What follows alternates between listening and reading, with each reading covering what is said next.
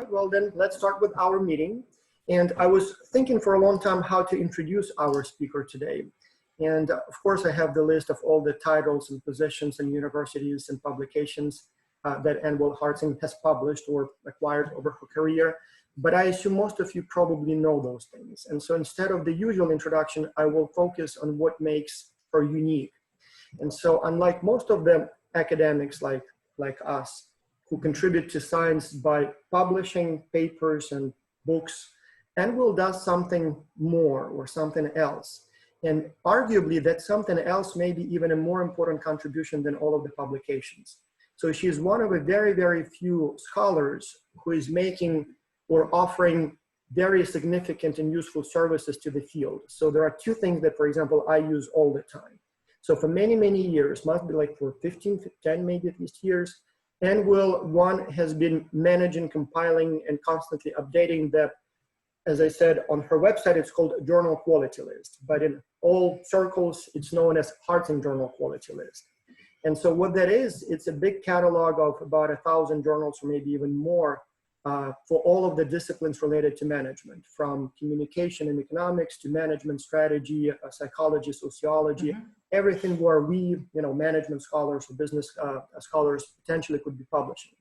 And so it contains the full list of journals and then the rankings of each of the journal on about a dozen different ranking systems.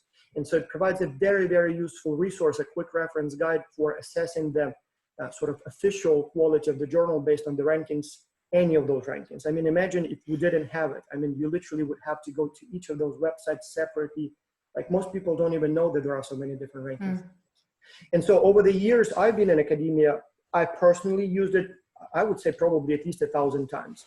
But I will be honest, every time, for example, we have like a search committee, trying to hire a colleague, or every time I'm on the promotion and tenure committee and we are trying to evaluate performance of our colleagues in the department, usually you don't really know everybody's fields. And so when you see a publication, how do you know how good it is?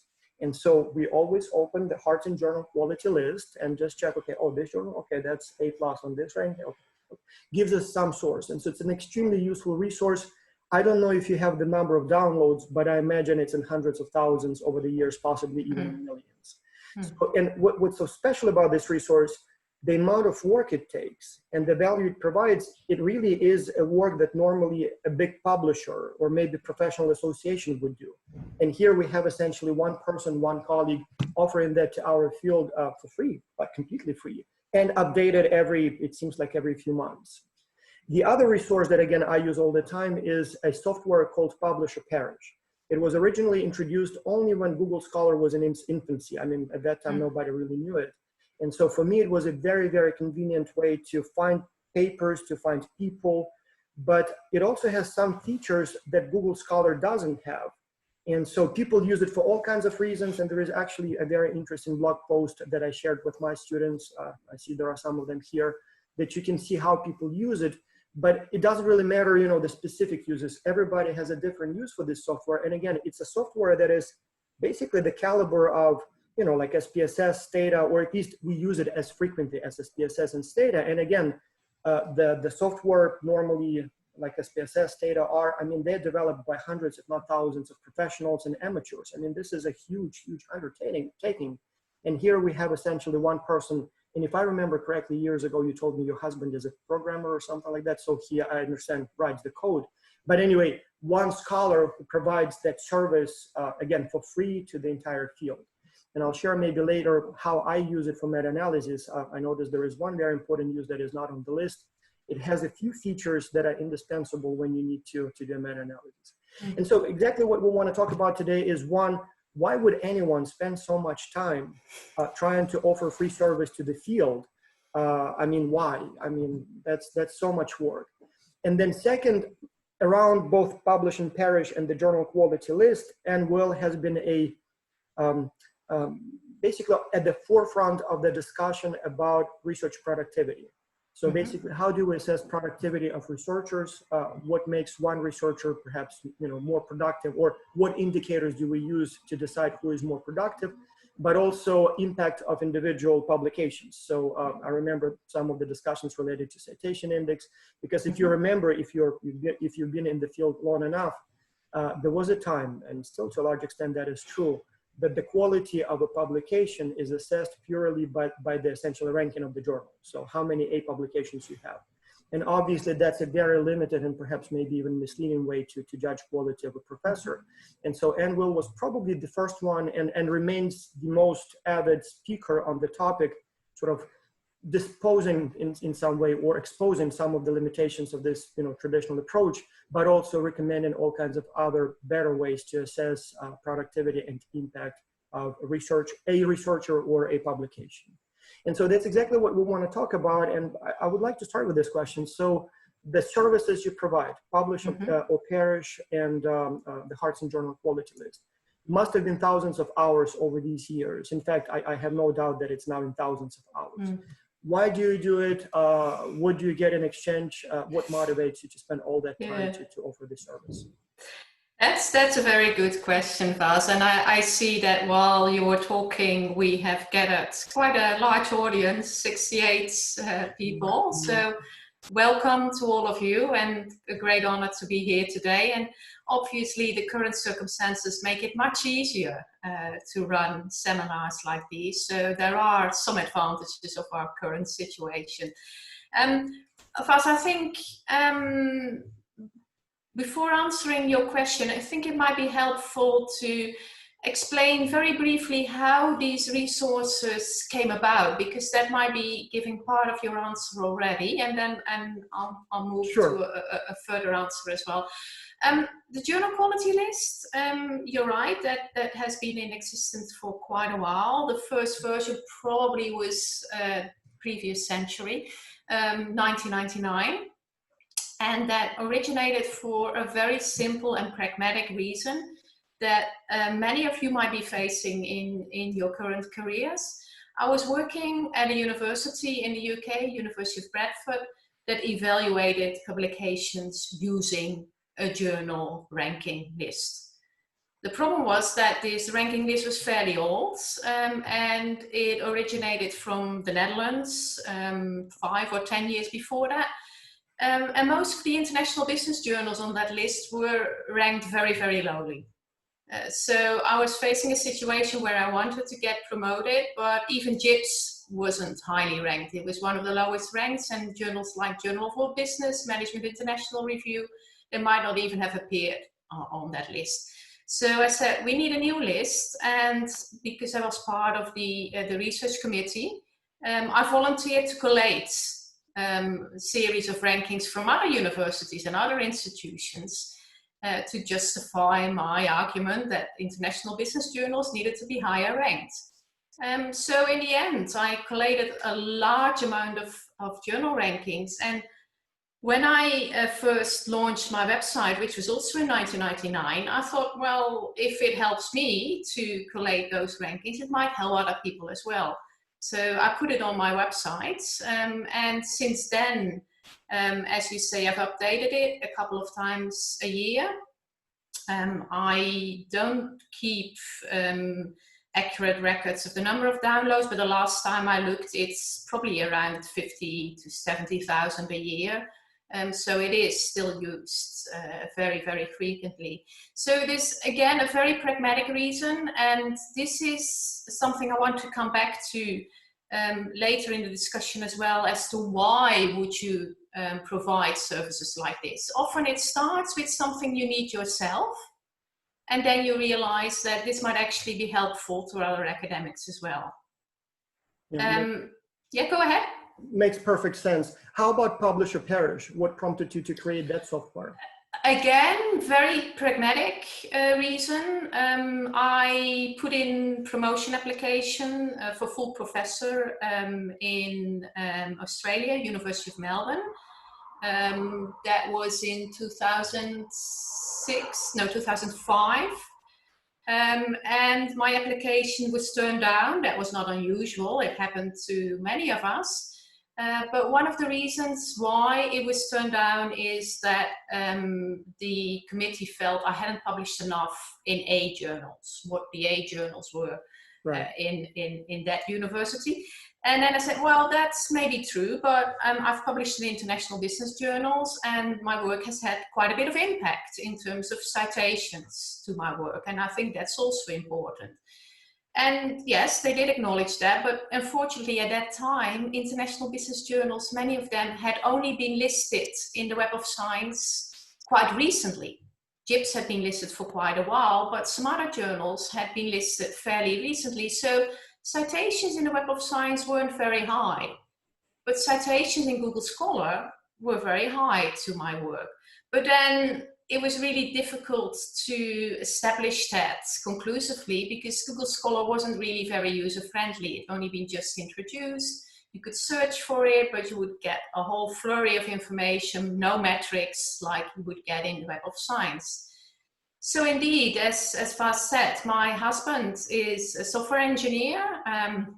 He completed a PhD in operations research, but decided academia wasn't for him. So he has been a software engineer since, and he said, well, I can actually design a program for you that calculates citation metrics based on Google Scholar data. So that's what he did in 2006. I applied again, showing that my citations and H-index were actually as high or higher as those of current professors, and obviously they couldn't refuse me promotion anymore. So I thought, well, helps for me, so it might help other people as well. So put that on my website as well. So again, very pragmatic reason. So I'm always have been curious then, how much time does it really take to compile those resources? I mean, I know I use them all the time, but it must be a lot of time. So what are the obstacles and how much time does it take on your way to create and offer these resources? The journal quality lists, I would say that's relatively minor in terms of time. It's still a fair amount of time, but these days I only update it twice a year when the new rankings come out. So yeah, it's doable, and in the I think in recent years, there's been a couple of ranking organizations like CNRS, the French one, that actually twice a year send me the minutes of their meeting indicating which journals have changed. So I don't need to go through the whole list of journals again to figure out which have changed. They just send me the list. So that's fairly easy to do. So I would say a couple of days a year for the journal quality list. So that's not too bad. It's something that took a lot of time in the beginning, but now it's more or less routine work. So that's probably fine. How about publish or perish? That's a completely different order of magnitude, I would say. Publish or perish, first of all, is used by a lot more people than the journal quality lists. Again, we don't actually track use because that's kind of against our philosophy, but based on downloads and visits to my website and the download page, I would estimate anywhere between 700,000 and 1 million. So that's substantially more than the journal quality list, and obviously it's in a broader field because the journal quality list is economics and business. Publish or perish isn't limited to a particular field. So there's academics from all sorts of different disciplines. So there's a lot more users. That said, the actual development, as I said, is done by my husband. So it takes him a lot of time, but it doesn't take me a lot of time. And he is kind enough to let me take the credit for the work by being the public face of Publish or Perish. But with software, anyone who's ever developed any software will know that a lot of the work is in user support. Because whenever you get a large number of people using software, you get people who have no clue what to do with it, but still want to use it. And they write to you and ask for support. Obviously, you try and prevent that by providing resources to support users. I've written a book called the Publish or Perish book in 2010.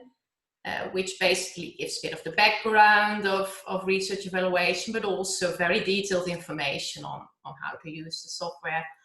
That's been used quite a bit, but again, by a small proportion of the users. I've also done a tutorial, both in book form and online.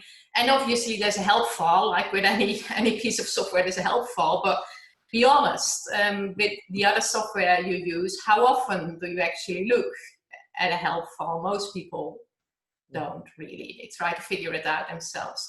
So they send me emails, and that's absolutely fine. I'm more than happy to respond to emails. But sometimes the emails are a bit cryptic. I get emails saying nothing more than, it doesn't work. And then you think, okay, what? How? Who? Who are you? These emails I've stopped responding to. I even get the Harzing doesn't work. Yeah. I think I work pretty fine. Well, people get used to, to free stuff, and instead of being grateful, sometimes they expect the highest level of service, even though they get the product for free. Yes. Before we get to the next question, you mentioned the Publish and Perish book. And so, yes, it came out a few years ago. I have a copy. I have an electronic copy, downloadable. But I bought it right at the time when I was on the job market. And I remember it was, for me, sort of a guide, essentially a guide for how to structure my research activities. Mm-hmm. It not only provides overview of, the software and all those related, but there is a lot of stuff on, what research productivity is, what it is not, how it's measured. So very interesting, almost like some sort of not manifesto, but very educational in that respect. So if we have here any graduate students, and I know there are some of my students here from my business PhD course, but also junior faculty members, I highly recommend reading that book.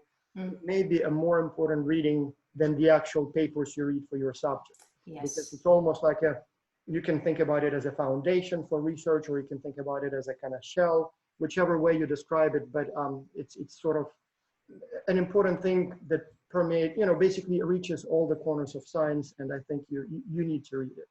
But going back to questions, so it takes a lot of time to compile these resources, and you modestly said you update the journal quality list only twice a year. I mean, that's a huge deal. I mean, twice a year, that's very frequently. And then obviously the software dealing with the customer support and everything. So now you're a very established researcher. You have a huge H index. You have a lot of publications. You have over 100 books and articles.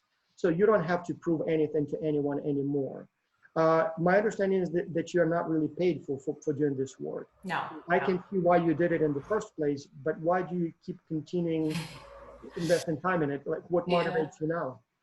Yeah, it's a really good question, Vas. Well, there's a couple of reasons. First, you are correct. We don't get any funding.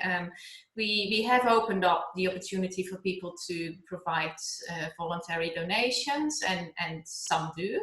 It helps a little bit because we can pay our broadband from that, so that's a bonus. But we don't get any real substantive funding. But I would say a large part of it is a sense of responsibility, because, well, we've been providing this for nearly 15 years now. We know people rely on it, and we also know that a lot of people who rely on it are academics in countries and universities that are not very well resourced.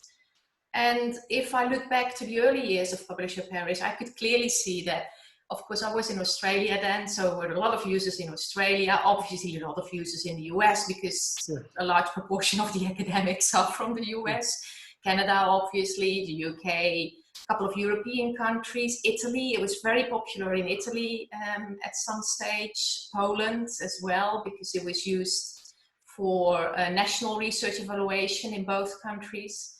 Germany as well, obviously fairly large academic community in the Netherlands. And even probably 5-6 years ago, these were still the top 10 countries, with only India sneaking in. China would have been a big country if the website hadn't been inaccessible in China. But in China? Yeah. Why not? Well, that's a different discussion, I think. But yeah, Google Scholar isn't even accessible in China. Really? So yeah. Huh. About 5 years ago, I think we started to see a change. So it moved away a little bit from the dominant countries that are hosting all the, let's say, the top universities and the top schools. And we saw a lot of users coming from Indonesia, from India, from Brazil. And in fact, these three countries are now all in the top 10.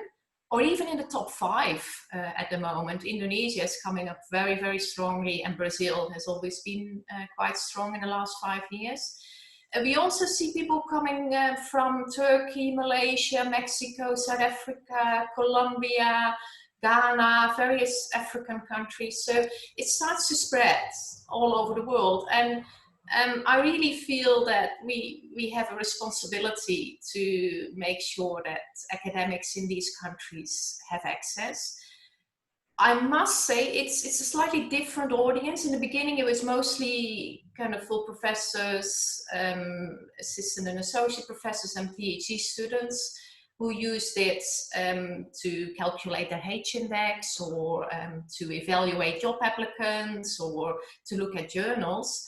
The new users in Indonesia, for instance, they're often students, often master students or undergraduate students using it to do their literature review for their courses. So usage has changed slightly over the years. So sense of responsibility, that's a big part. And I guess there's one other reason which is really important to me, and that's the fact that I feel it helps people to make the case for tenure, for promotion, to nominate people for awards. So I really feel it helps academics. And if I can relate one small example, which I really laughed out loud when I saw that, because I run a user survey, so I get quite a lot of feedback from users. And this was a French female professor, and she says, I'm using it before any meeting with senior male French academics, because I normally would feel so intimidated by what she would call the buffoons, who are male academics who had done maybe less than a quarter than she had, but they would pontificate all the time. And she says, I just look them up before the meeting, and then I don't feel intimidated.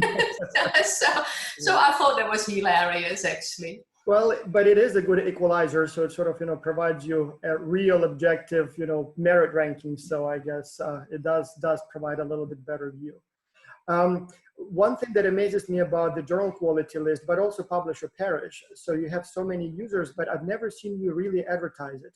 I mean, the last time I saw an advertisement, it must have been like 15 years ago through the Academy of Management mailing list, even before social media. True. So it's all word of mouth, essentially. Yes, it must be. Yeah. Yeah, so that's quite an accomplishment. I mean, I imagine the usage would have been much greater if you had the same promotion tools as publishers use to promote their tools. Yeah. So that's very important. So would you recommend then that people spend time and energy on providing services to the field? I know that in my time, my senior colleagues told me that I shouldn't even bother writing, for example, books or book chapters because they don't count. So I should focus only on the journals that are on the list of the department, because everything else is basically a waste of time if you want to get promoted. Now, you started compiling these services pretty early on in your career. And so my students are looking at you and saying, well, maybe I should do something like that, but then it will take so much time. So is it worth it? Or should I wait until I get, promoted and get tenure, and maybe then I will spend time on this? What's your philosophy on helping the field and using your own time and resources to provide a service to the field? Yeah, very, very good question again. And I think very useful for the audience as well. I would say I would make a slight distinction between the US and other countries that have a formal tenure system, where you have a tenure track position and you have 5 or 6 years to get the number of publications at the right level. and countries that provide academics, even at a junior level, with permanent appointments.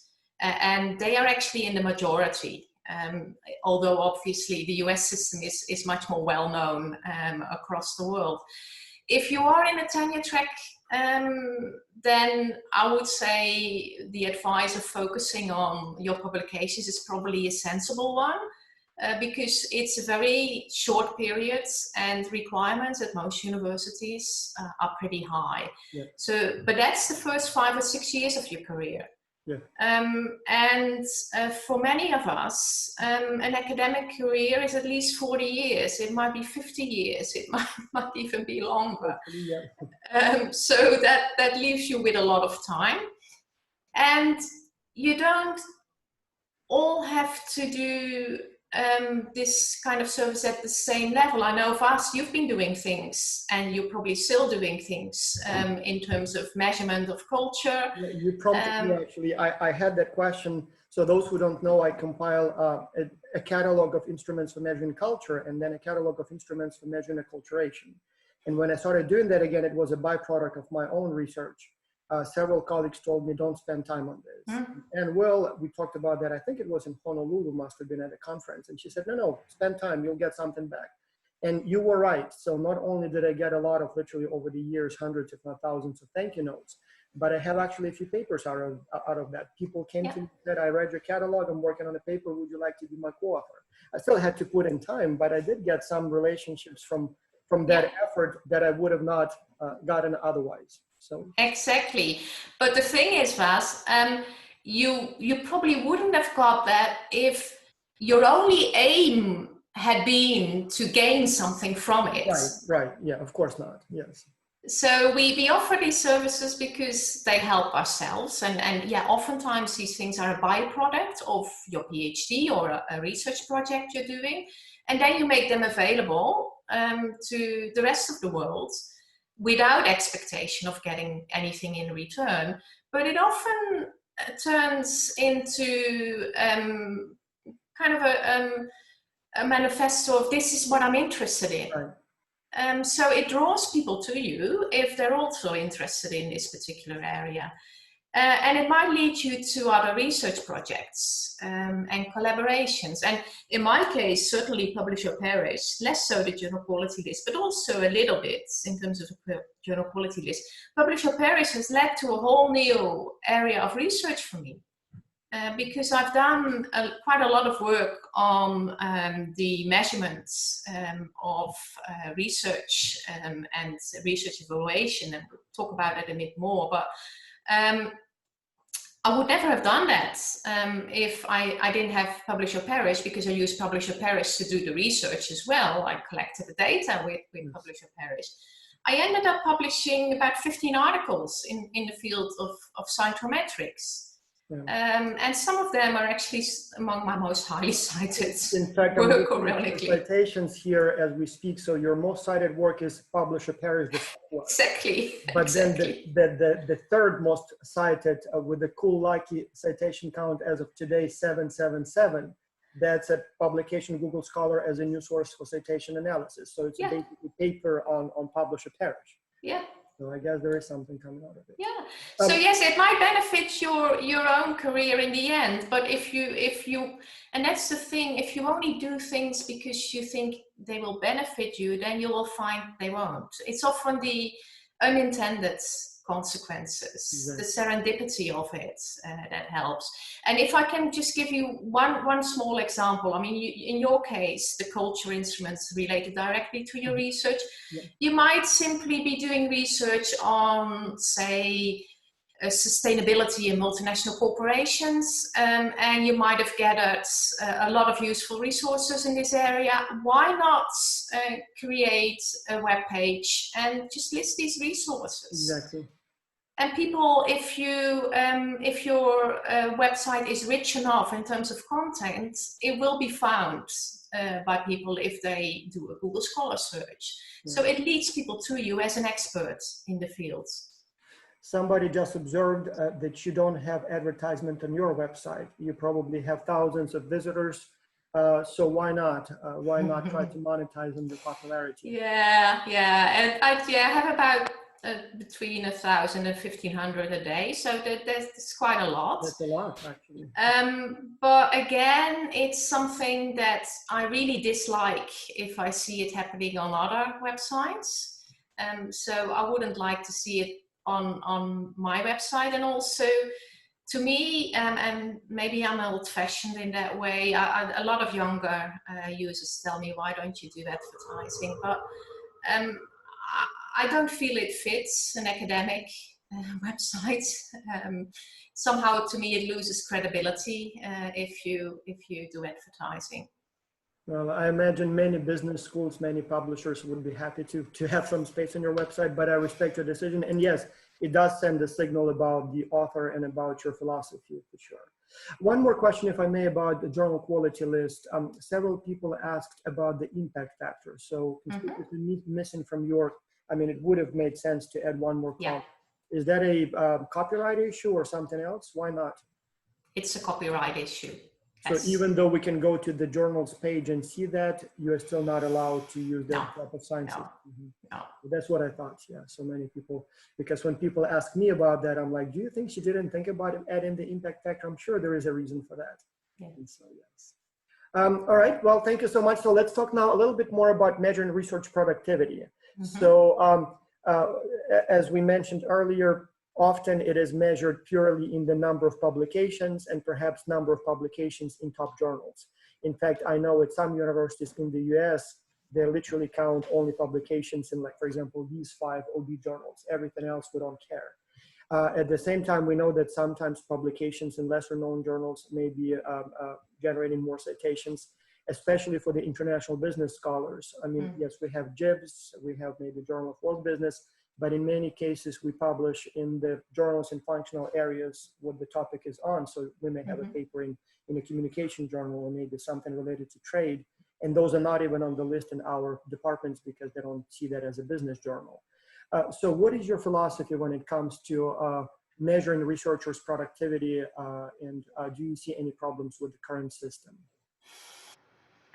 I think we could easily spend hours on this, and it would be really nice to do that. But I think there's a couple of things I can say about this in the time we have today. First of all, there's, I would say, generally 2 approaches to measuring research productivity / research quality. One is peer review, so having a group or a few experts look at publications and decide whether they are high quality or not. This is in fact what we're doing when we're submitting articles to journals, where we have a small set of reviewers and an editor look at the quality of the publications.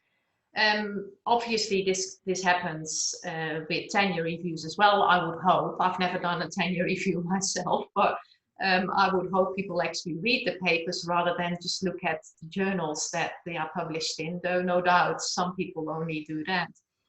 So peer review is one way of assessing the productivity and quality of research. The other basically is metrics, anything metrics. It could be a journal impact factor, it could be simply the number of citations. And over the years, these 2 approaches have turned somehow into different camps, with some people saying, you should only ever do peer review. You shouldn't be looking at metrics. Metrics are wrong. And other people in the metrics camp saying, no, metrics are objective. You need to look at metrics only. And I think that's really unproductive, because obviously both have their roles in different circumstances. So, but let's talk a little bit about the mechanics of it. So the sources of the data. So my understanding is that you will get pretty different results when you look at, for example, the Web of Science data or metrics versus Google Scholar. First, Publish or Perish, it uses Google Scholar, doesn't it? It does, but that's how it started in 2006. But by now, it actually allows access to 5 different data sources, or actually 6 if you count Google Scholar profiles. But there's also access to Crossref, which is a data source that's populated by publishers.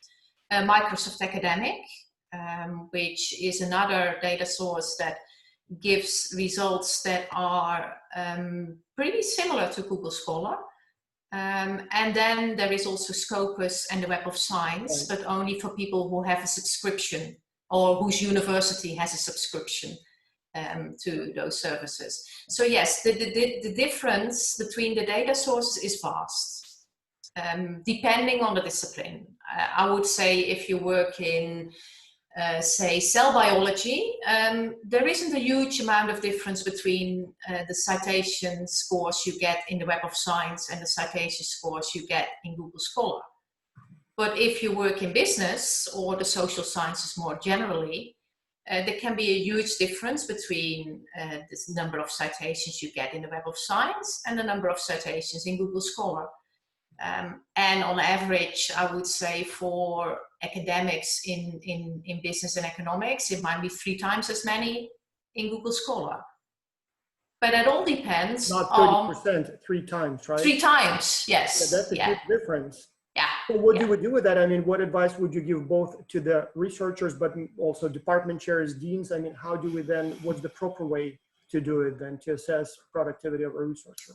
I would say go for either Google Scholar or Microsoft Academic, because both are pretty comprehensive in terms of what they cover.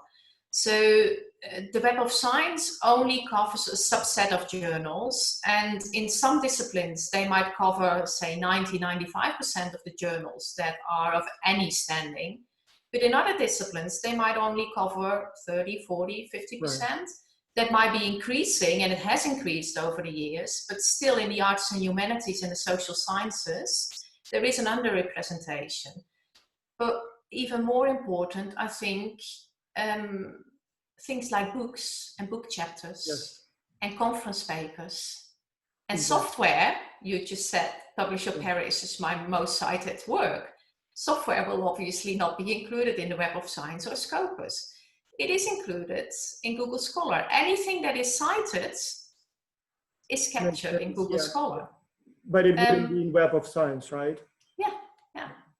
One colleague also mentioned that there seem to be different traditions in different disciplines. Like, for example, in medicine, they say they would list literally everybody who was ever in the lab as a co-author. Like, you know, the first ones, and you're a co-author. Like, it's not unusual to have 30, 40 people on the list of like a 2-page article.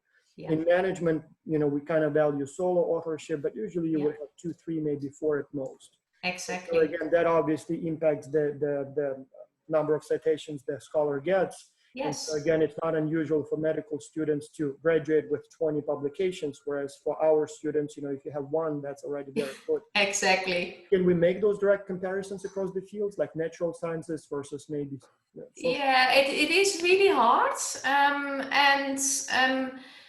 One way that we've tried to do this in Publish or Perish is come up with a slightly different metric, which is also a H-index that many people know. But is a H-index that's corrected for the number of co-authors. So if you have a single authored article, then the if you only publish single authored articles, your individually corrected H-index is the same as your normal H-index. But if you're in the medical field and all of your articles have between 10 and maybe 1,000 authors, because some articles actually have 1,000 authors, then your individual H-index will be a lot lower than your normal H-index. I have a few papers where I had, there is one in the Journal of Cross-Cultural Psychology where I have 28 co-authors. I know. They actually had to change the system because the system wouldn't take so many co-authors, so we had to send separate amendments. So that actually took a lot of work to do, but now you're telling me that it will not even count. I know, so it's really unfair. I have a couple of these papers too, Vas, with 20 or 30 co-authors. And yeah, they don't count in a fractional author count. Yeah. But if the good thing for the H index is as long as this paper has enough citations, it will still count. And we don't actually, in Publish or Perish, we don't count all of the authors. I think we have set the standard at a maximum of 20 or something like that. So yeah, it's not perfect. But what you see is, and I've actually done some research on this, and this is another paper that ended up being quite highly cited because it was clearly useful for people. And that is actually looking at the difference between using the Web of Science and a normal H index on the one hand, and using Google Scholar and the individual H index on the other hand. And I took a group of nearly 150 professors and associate professors at the University of Melbourne, where I worked at that stage, trying to match things carefully. So having one male, one female, one associate, one full professor in every single field. And we had about 36 different subdisciplines, because the University of Melbourne was a kind of a university where every single subdiscipline was available. And then we compared citation metrics, Web of Science and H index on the one hand, Google Scholar, individual H index on the other hand. If we look at Web of Science and the H index, we found that scholars in the life sciences, so medicine, biology, they would have a H index which is about 8 times as high, Wow. as scholars in arts and humanities. Yes, 8 times. It was 3 times for the social sciences. So arts and humanities, the difference was biggest, but it was still 3 times as high for the social sciences. But that was the Web of Science and the H index. If you looked at Google Scholar and the individual H index, the social scientists actually slightly outperformed the life scientists. And in fact, the social scientists, the life scientists, the engineers, and the scientists, so natural sciences, they were pretty similar, with only arts and humanities being a little bit lower. So it really depends on which data source and which metric you use. Of course. And these are big issues. I mean, these are literally matters of well, not life and death, but the path your life takes. Yes. It does determine who gets tenure, who doesn't. It does determine if you stay at the university or if you have to move. We've had a number of cases at my business school where people would apply for tenure and promotion and would be right on the, like right on the edge. And so the question is, depending on how you count, you either get tenure or not. And that completely changes your life path. I mean, this is not a, like a 5% bonus to your salary. We are talking about a completely different path. So it's kind of interesting that a little change in the formula or the sources, and you get a very different type of result. I have a couple more questions, but we have about 90 people watching us now. So if you guys have questions, you can put them in Q&A. But there is one question that interests me a lot, and that is sort of non-academic impact. Lately, many colleagues have been very active on social media, on Twitter, on LinkedIn, on Facebook. Some of them would literally daily post some new observations or, basically do a lot of work outside the journals. In your opinion, should that count? Would we count that as part of academic productivity, or is it just people have nothing better to do and just, tweet all the time, or something in between? So how do we measure, or how do we capture the work they do outside the general sort of academic platforms such as journals or books? Again, you have all the good questions. Again, a really good question. This whole engagement in social media and engagement outside the academic world, that's actually been recognized 10, 15 years ago by a movement that's called altmetrics. So they try to create metrics that actually measure things like how many times is an article tweeted about, how many times do people blog about an article, or is it covered in a newspaper or in whatever, online news. How many likes does it get in Facebook? How many readers does it get in Mendeley? How many times the article is downloaded? So some people might not cite the article, but might actually download and read it. So there's a whole movement that tries to capture this and tries to put it in a metric. But it's really hard because we don't actually know what these things do. So is this really impact, or is this just activity? And is it just popularity rather than quality and impact? Right. And when you said people tweet all the time, there is a difference between what we would say diffusion and having impact. Yes, you can tweet about your research all the time, but if nobody is actually using your research outside academia, you still don't have impact. That's true. The reason I'm asking that is because it kind of bothers me personally. So with this X-Culture project that I lead, we have a Facebook page for the project. Mm-hmm. As of now, we have something like 250,000 followers. Mm-hmm. I don't know how the Facebook algorithm works. Sometimes I post something that I find profound and it just would be shown to like 1,000 people and gets like 2 lousy likes and, or maybe 30 lousy likes, but nothing, impactful. But sometimes I would post something again related to culture. There are a few posts there that, you would almost count that as a research note, like a one-page Yeah. And some of them literally have like thousands of shares and, tens of thousands of likes. I remember even there were a couple of weeks when, when they show you the statistics, when I was still tracking that, it would be like the audience of 10 million in 1 week. So somebody looked at it. So it's basically, like a big newspaper type of. Yeah. And obviously, I'm not getting anything for that. And sometimes I get tired and not do anything on that page for a few weeks. And then sometimes I have something, quite frequently posted there.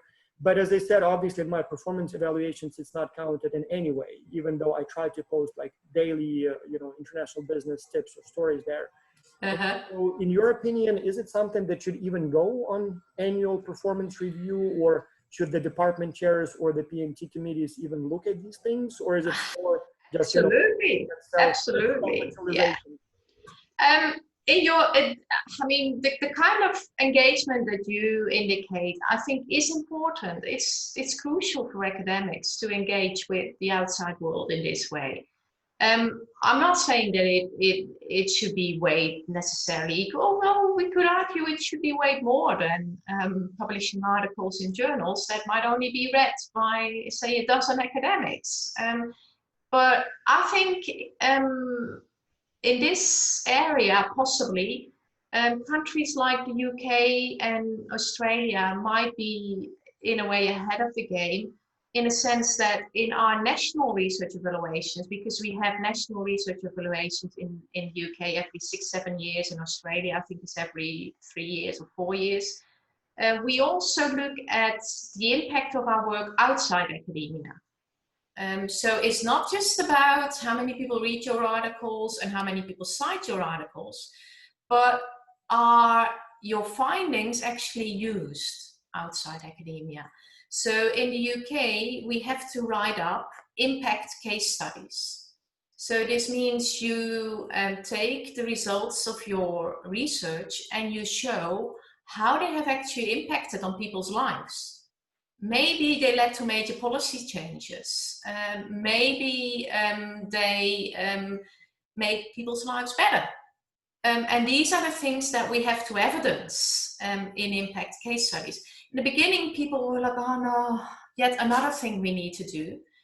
But at the moment, people are actually thinking, well, why am I doing research if it doesn't impact on people's lives? In that case, I'm just doing it to get tenure and promotion. There might be a powerful motivator in the beginning, but after a while, I don't think that sustains you in your academic career.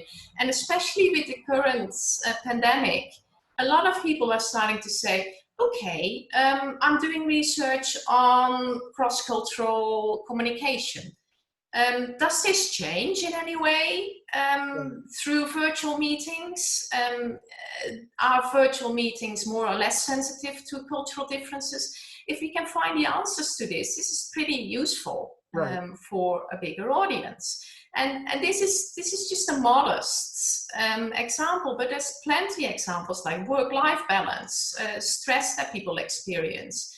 There's so many things we can do in the current situation that would have a real impact on people's lives. Exactly. Let me get to the questions. We have several questions here. So Lance Mabry, I think that's one of my PhD students, is asking, what metrics are you reporting on your CV? In our program, we're using citations, H-index, and I-10. Do you report G-score or I-side or anything else? What is the value to place it on your CV? Do you even those numbers on your CV? I think I do. I haven't looked at my CV for a while because I'm really happy where I am, and I haven't needed to use my CV for a while. But there is obviously, Publisher Paris gives you a lot of metrics, but there is a limit to the number of metrics people can cope with, and if they don't understand the metric, then it doesn't make sense. So the H-index is pretty well understood by now. Total number of citations as well. I-10 is understood because it's provided in Google Scholar. So I think that's more than enough. There's no need to confuse people with metrics that they're unfamiliar with. What I would say is you could look at your individual papers and see whether these papers are actually highly cited in comparison to other papers published in the same journal in the same year. Because that gives you a clear indication. If your paper, say you published a paper in JIPS in 2010, or a bit more recently, if you talk about your students, 2018, you go to a Publisher Parish and you look JIPS 2018 and you see, oh my God, my article is in the top 3. Yeah. And obviously that's something that I would want to mention on my CV. Of all the articles published in the journal that year, my article was number 3. If you find your article was number 99 out of 100, you're obviously not going to put that on your CV. But so you can find creative ways to use metrics to tell a nice story.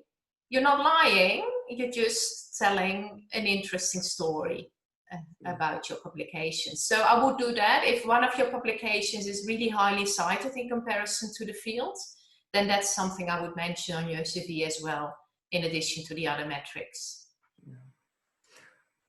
The discussion of the last week was the new rankings of journals from Web of Science 2019. And there is a question from Len Trevino here about this, and also interests me. So he is asking, I would like to hear Anne-Wil's take on the IB journal rankings, especially at the top. This year, JIPS moved even farther away from the pack, impact factor of 9.5 or 9.15. However, on JQ website, Journal of World Business is a clear number 2.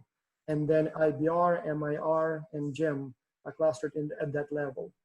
Could a case be made for IBR, current impact factor 4.3, 37% increase, to distinguish itself from JIM and MIR and move into the cluster with Journal of World Business, which has decreased slightly to 5.1. So I don't know, what's your take on that? Well, one thing that I'm happy about is that I see that at least our main journals seem to be going up, and apparently JIPS now is impact factor is even higher than AMR or AMJ. But then we have the journals below it, and it's not quite clear which one is sort of the second best, depending on which system you look at. What's your take at the rankings of the IB journals? Well, I'll start with something really shocking, or at least that might shock the audience. I've not looked at any of those rankings this year. And I stopped looking at them a couple of years ago because I felt they were getting increasingly pointless.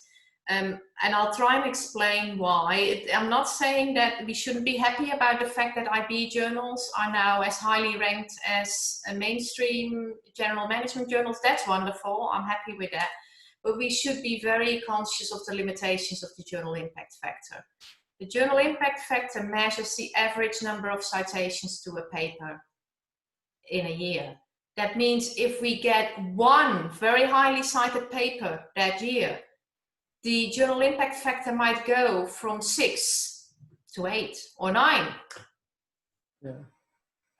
What does that mean? Does it mean the journal has suddenly become much better and should count for your tenure just because Exactly. one person somewhere in the world has published an article in that journal that everyone likes and cited highly?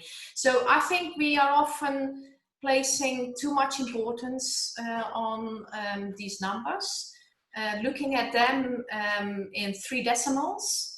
Whereas this is measuring, tries to measure the underlying property of quality, but I don't think you can actually do that in such a fine-grained way. Yeah. I'm not sure if my students caught the main idea, but this is profound.